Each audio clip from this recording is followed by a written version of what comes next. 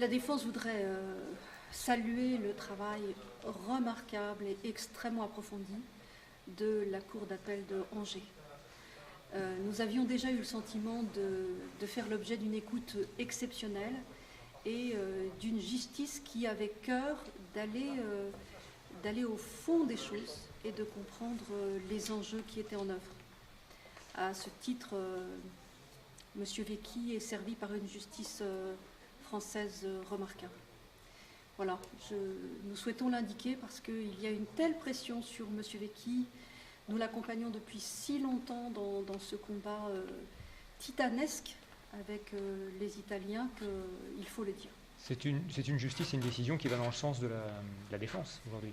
C'est une décision qui va effectivement, pour une très grande partie, dans le sens de ce que nous sollicitions et de ce que nous disions depuis le début, c'est qu'en aucun cas, en France, pour des faits tels que ceux qui sont reprochés à M. Vecchi, il n'aurait pu être condamné à une peine d'ordre criminel basée sur une loi fasciste.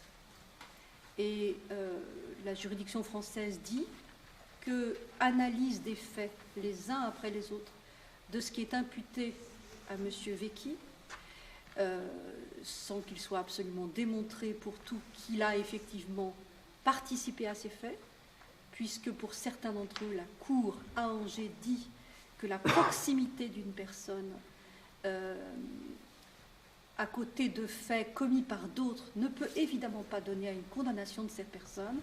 En conséquence, la Cour de Angers refuse la remise de M. Vecchi pour la peine de 10 ans d'emprisonnement, la peine principale.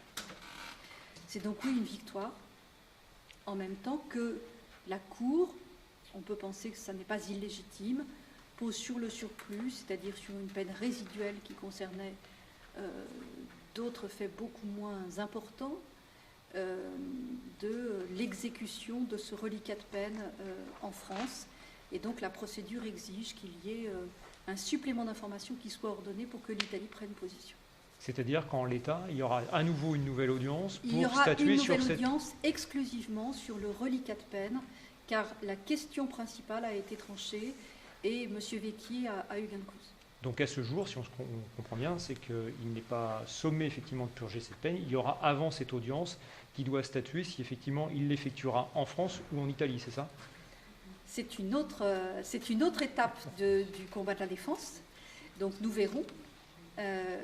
Ce qui nous importe aujourd'hui, c'est que chacun des acteurs accepte le bien fondé de la décision rendue par la Cour de Angers, que monsieur l'avocat général, monsieur le procureur général, ici, nous fasse savoir s'il entend ou non exercer un recours et quelles en seraient les raisons face à une décision de justice si motivée et si équilibrée.